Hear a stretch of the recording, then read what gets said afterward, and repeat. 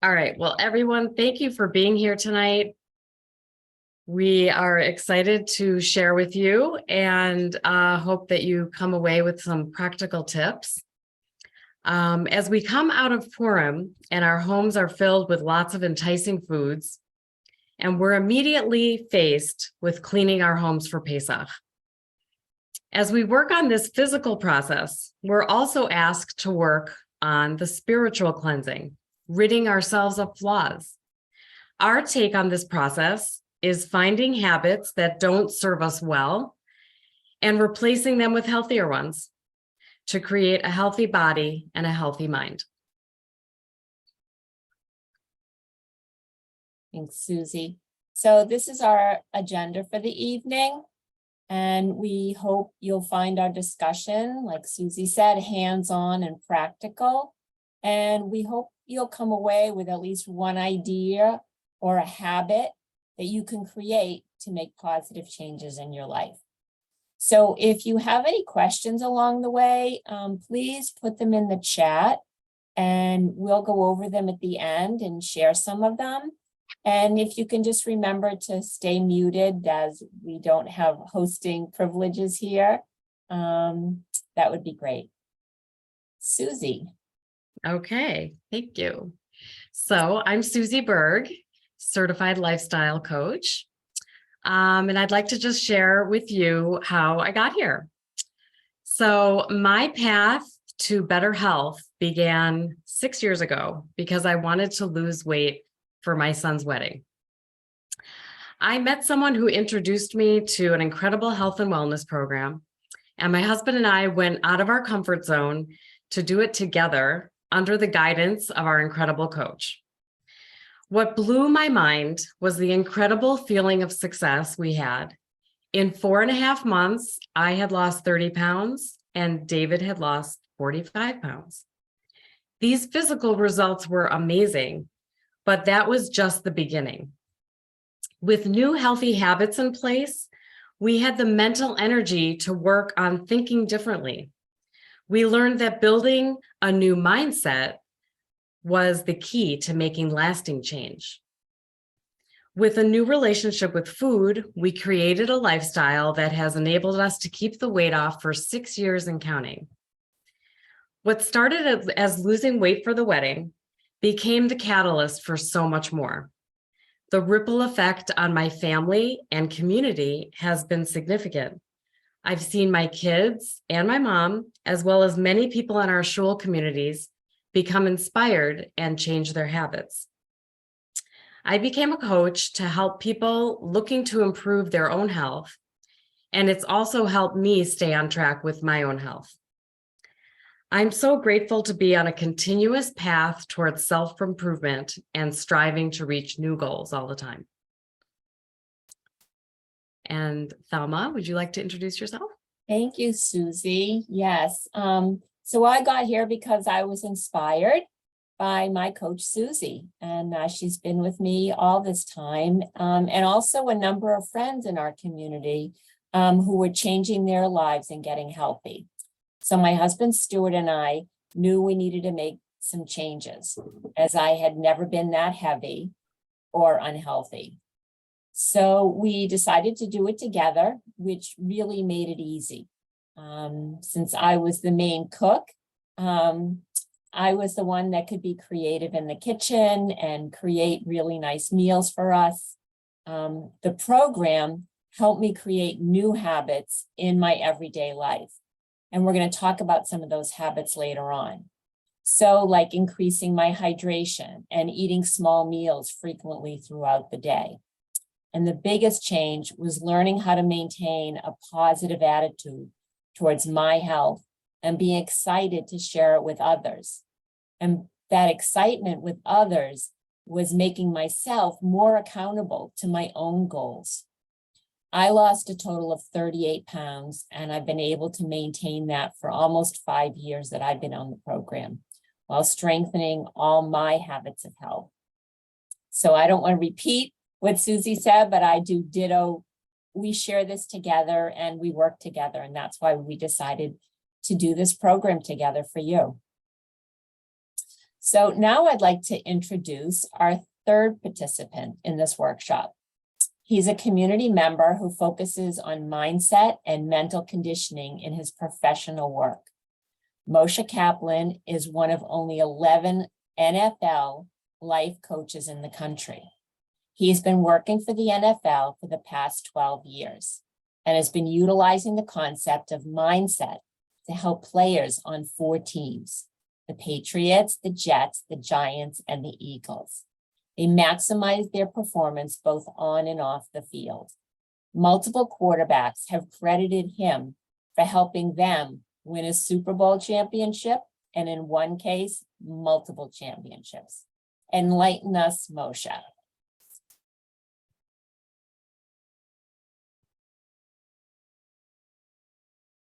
Go.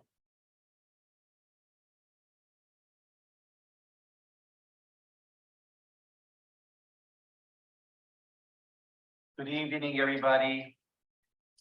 My name is Moshe Kaplan, and I have the privilege and honor of working with some high-profile professional athletes as their life coach. Let me start tonight with a question. An NFL quarterback, a stay-at-home mom, an engineer, a doctor, a college student, what do they all have in common? The answer is they can all improve their lives and maximize their potentials with the help of a life coach. Participating in programs and workshops such as this one should give you the tools and strategies to help you reach your goals. In this case, to help you achieve your health goals. Now, what exactly is a life coach or a lifestyle coach? Put simply, it's a person that works in partnership with an individual to help him or her reach their potential across all facets of life.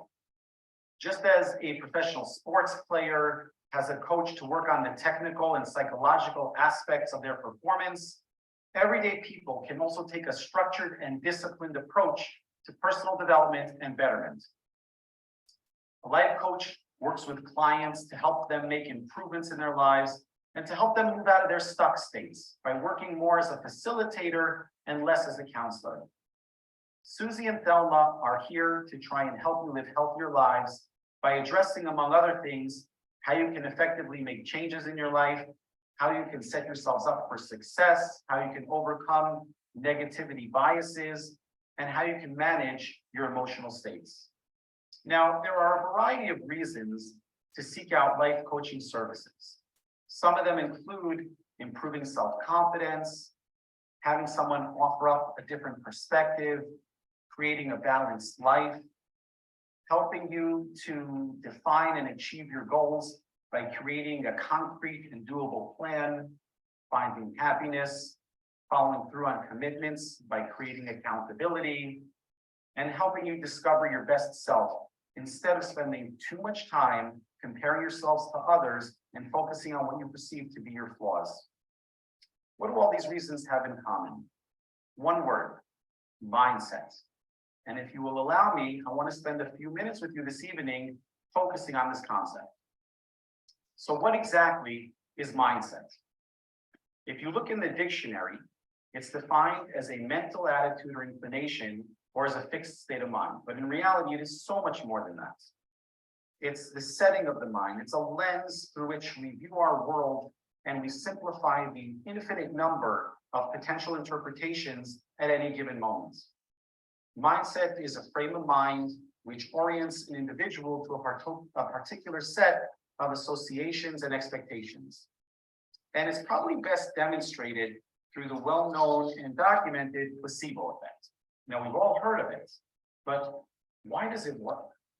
So let me share a few examples with you. In a landmark study by Italian thoracic surgeon, Dr. Benedetti, after he completed his surgeries, he divided his patients up into 2 groups. In the first group, he came to them post-surgically and he injected the morphine into their IV line. In the second group, the exact same dosage of morphine was injected into their line, but it was by a computer pump. The patients never saw the doctor. What he found was that the patients that saw him give them the morphine experienced a significant decrease in post-operative pain when compared with the other group. Now, in reality, the placebo effect has absolutely nothing to do with the sugar pill or the fake procedure. It's a powerful, robust, and consistent demonstration of the ability of our mindsets. In this case, the expectation to recruit healing properties to the body. Make no mistake about it, mindsets play a dramatic role in determining our health and our well-being. Now, taking this concept into the arena of dieting and nutrition, Dr. Alia Kuhn, a Harvard graduate, together with her colleague Kelly Brunel at Yale University, conducted an experiment where they gave two groups of individuals a shake to drink, and immediately thereafter, they drew their blood to measure their ghrelin levels. Now, ghrelin, for those of you who don't know, is a peptide secreted by the gut, sometimes known as the hunger hormone. The first group got what was called a Sensi shake, from the word sensible. It had 140 calories, 0 grams of fat, something you could drink all day long without feeling guilty. The second group got an indulgent shake. This thing was loaded with flavor, 620 calories, 30 grams of fat, me'ein olam haba. What happens? Each group consumed the shakes. The researchers went to draw the blood, and what they found was the first group that had the Sensi shakes had their ghrelin levels drop minimally. And the second group that had the indulgent shakes had their ghrelin levels drop tremendously. And you would expect that. You drink a Sensi shake, not that much added, so the ghrelin level's not going down so much. You're still a little bit hungry. Here's the catch. In reality, both groups were given the exact same shake, somewhere in the middle of both of the shakes. It had around 300 calories and 13 grams of fat. So why did this happen? Once again, mindset proved strong enough to trump reality. The researchers concluded it was not just the calories in and out that determined the individual's response, but rather what they believed and what they expected and what they thought of the foods that they consumed that determined their body's response. Now, a little bit closer to home for this audience, let's look at an example from Tanakh that has to do with mindset. And probably the classic one is in Sefer Bamidbar, Parshat Shlach. At the very beginning of the Parsha, Hashem comes to Moshe and he says, I want you to send out spies and go take a look at Eretz Canaan before you conquer it. Moshe gets 12 men together. We all know the story of the Meraglim.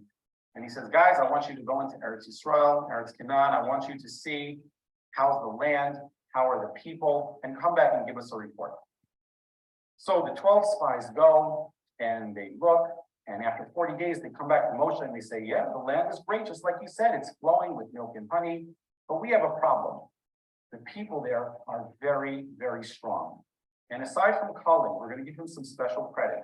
They end with, we can't go in there because they're going to kill us. They're too strong for us. I want to take a look with you at the exact words that they use. So I have my handy dandy Mikros Dolos here. And we're in Bamidbar, Perik Yud Gimel, Pasuk, Lamed Gimel, and they say, "Vanehi be'einenu kachagavim, v'chein hayinu be'eineihem." What does that mean? We were like grasshoppers in our eyes, and so we were in their eyes. Does anybody have a problem with this statement? I know I do. How could they know how the inhabitants of Eretz Canaan viewed them? They weren't mind readers. They certainly didn't go into the public door to door, knocking on the doors and saying, hey, we're thinking of waging war with you. What do you think of us? You know how they knew? Because they said to themselves, we're grasshoppers. Therefore, they must see us as grasshoppers. Their mindsets, and in particular, the way they perceived themselves, caused them to project how others looked at them. Imagine how the storyline could have been much different if only they thought more of themselves going in. The bottom line is that our mindsets matter very much. The psychological and physiological effect of anything in our lives can and is influenced by our mindset. It doesn't matter if you're an Uber driver, a lawyer, a Fortune 500 CEO, or a 7-time Super Bowl champion. In the blink of an eye, you can change the game of any facet of your life quite simply by changing your mindset. As Susie and Thelma like to say, change is hard, but it's not impossible. You can always rewrite your story. Enjoy the journey tonight.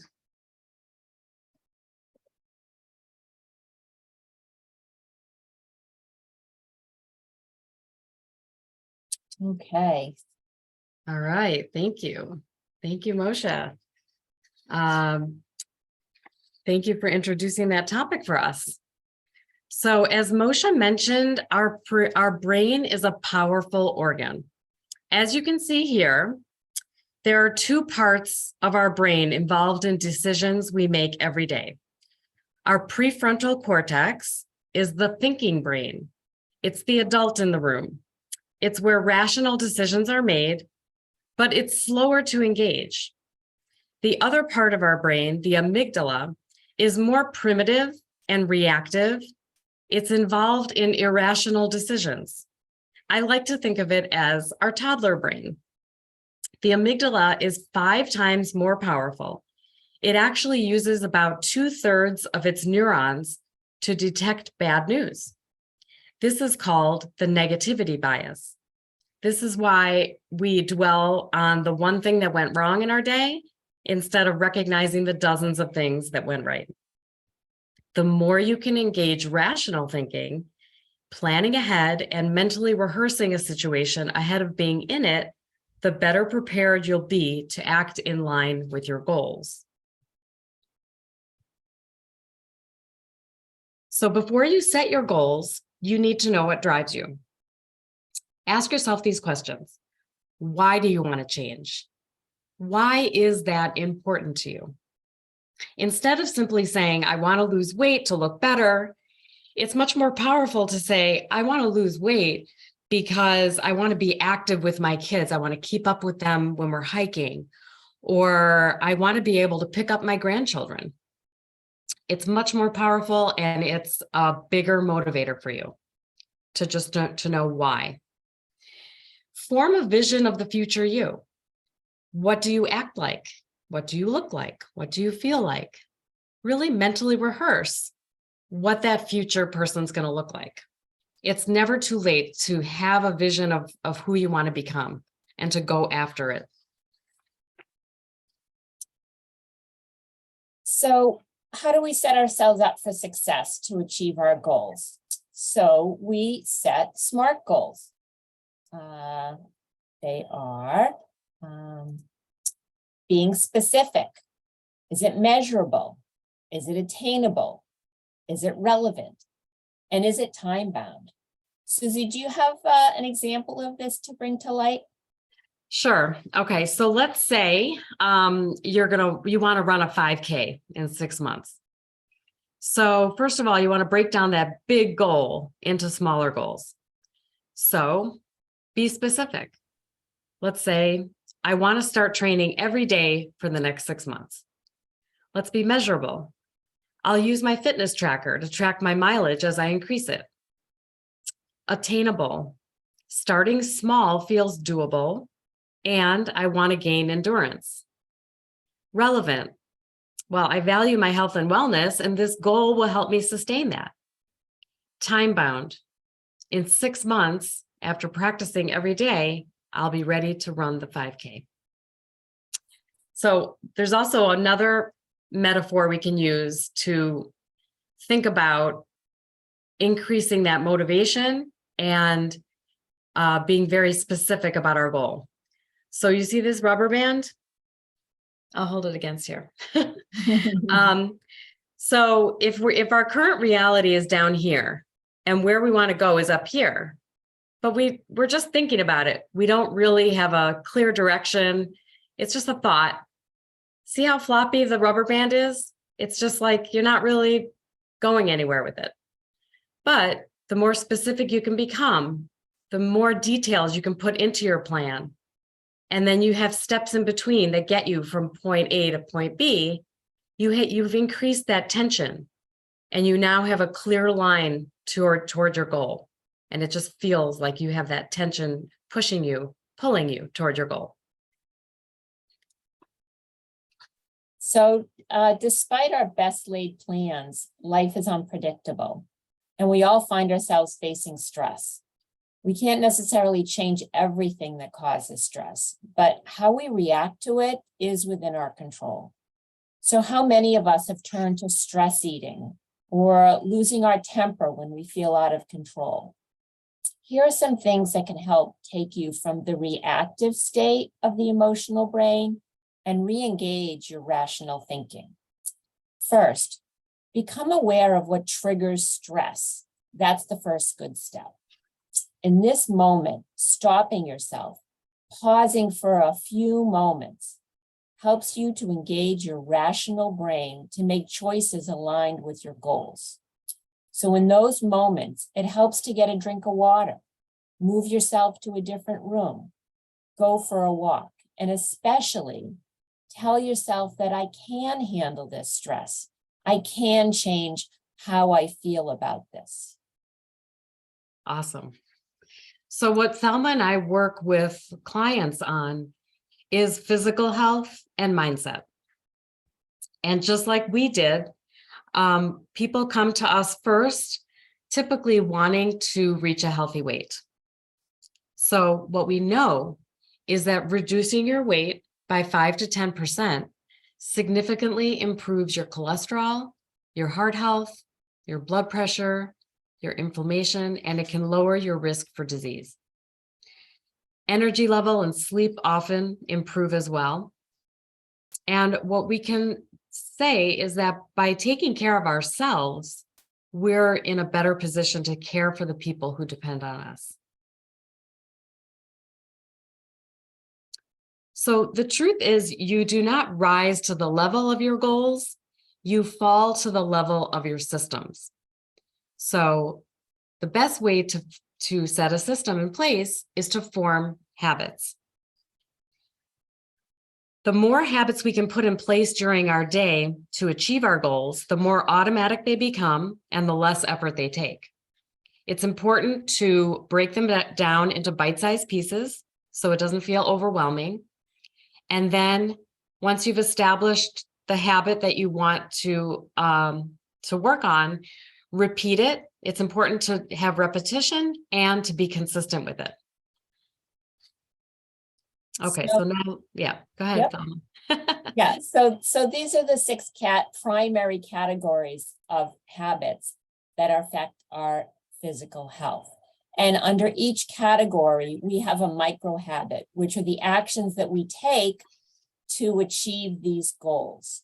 And these are our habits of healthy weight management, our healthy motion, a healthy mindset, healthy eating and hydration, healthy sleep, and our healthy surroundings.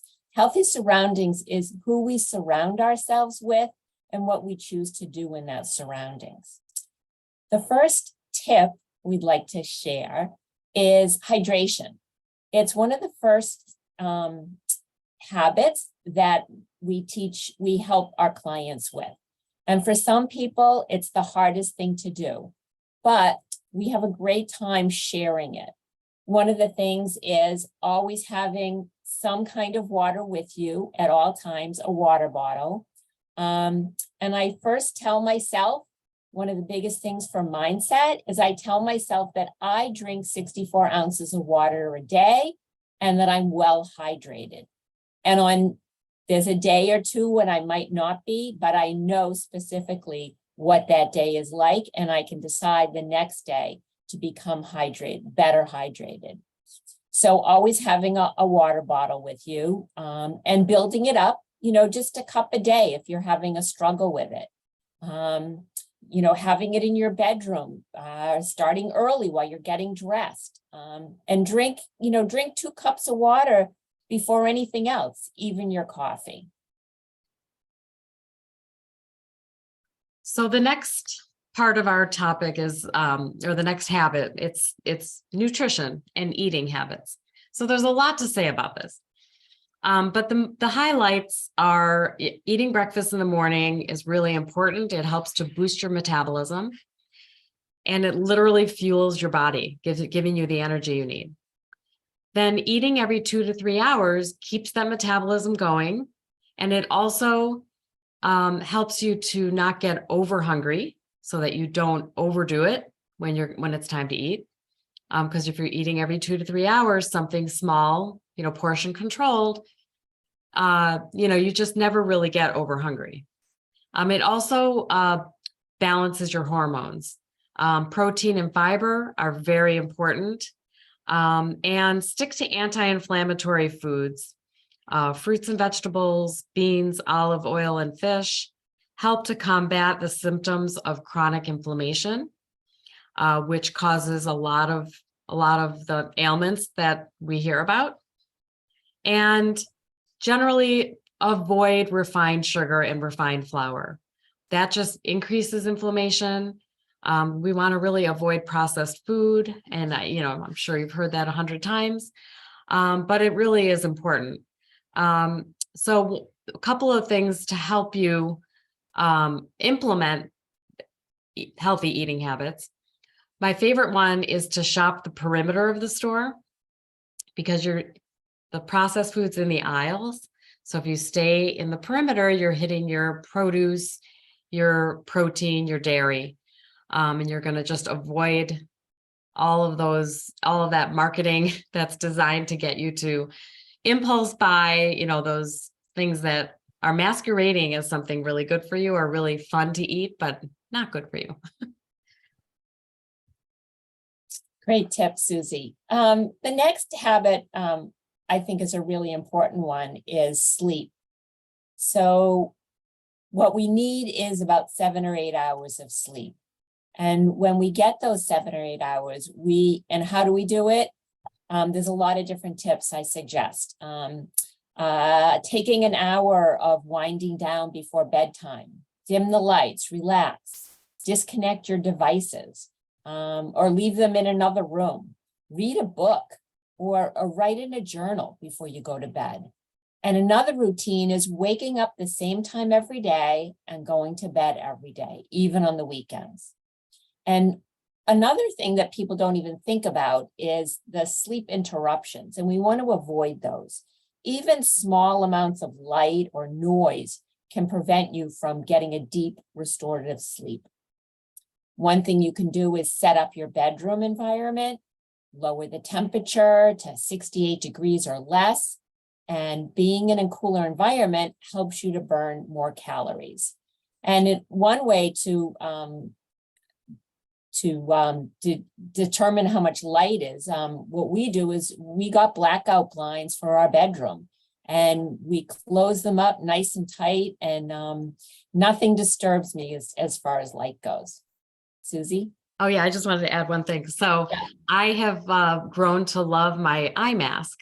I put it on just to keep, when I'm maybe trying to fall asleep and just to block out all the light. It's really helped me. And now even when I found that my brain has gotten used to that, and it's like an indication it's time to go to sleep for my brain. So sometimes when there may not be a light issue, but I just put on the eye mask and it sort of just calms me, and, my brain just goes into sleep mode. So it's really interesting how powerful our brains are. Okay, motion. So, you've all heard, loads of things about formal exercise, but what I want to focus on is sitting less. Some of us have a smartwatch that will tell you every hour to get up out of your chair, move around a little bit. But there are other things that are really important. They're non-formal exercise activities. Okay, so that's that thing called NEAT. These are things that you can establish as habits so that you come to always do them. And it's really going to just allow your body to move more during the day, like parking farther away. Every time you go to a parking lot, don't bother looking for that closer spot, park farther away all the time. Just make that your habit. You will just be getting more exercise in. You could pace while you're on the phone, putting in those earbuds, walking around while you're on the phone. That's a really good one. Taking the stairs when you see an elevator, if it's, somewhat doable, that's always a good idea. And doing manual tasks instead of having, using like a can opener, like a manual can opener instead of an electric one, or even using the farthest bathroom in your house rather than the one that's close by. So I like to, focus on those smaller things because a few of those put together really make a big impact. And the other really good thing to mention is having a buddy, like increasing your accountability. When you can involve someone else in your plan to exercise, it increases your accountability and likelihood that you'll follow through with it. Great. And there are several other tools that can help you be successful. Writing down your intentions daily, recognize what went well that day, a to-do list before bed, or a to-do list when you get up in the morning, and end your day in a positive headspace. I like to write down what I'm grateful for each day at the end of the day, and I share it with other people and they share it with me.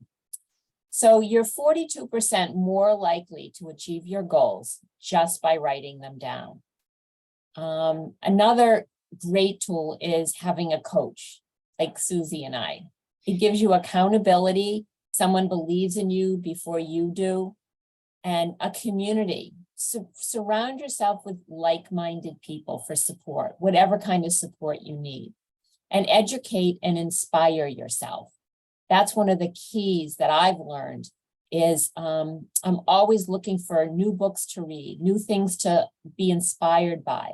And we have a beautiful list of books. Susie and I have been in a book club and we've shared some of these books together. The Habits of Health, Atomic Habits, Unlocking Greatness. These are all great things to just surround yourself with. And the podcasts on the right-hand side, these are two of my favorite, but there's so many. And one thing I want to mention about the books is that you can also get them on the library app. So I did that with a couple of these where I just listened to them on audio. So every time I was in the car, I just picked up right where I left off. Or if I was on a walk, it's also like a really good way to connect your walking routine with a favorite book or podcast, and only listen to it when you're going to walk. So it's a motivator. It's like, oh, I want to get out for that walk again so I can get to the next chapter. So we hope that you've identified some areas to clean up in this season of cleaning up our homes. We hope that you will really just take that first step. It's the hardest one to take, but once you take it, you're really putting yourself first.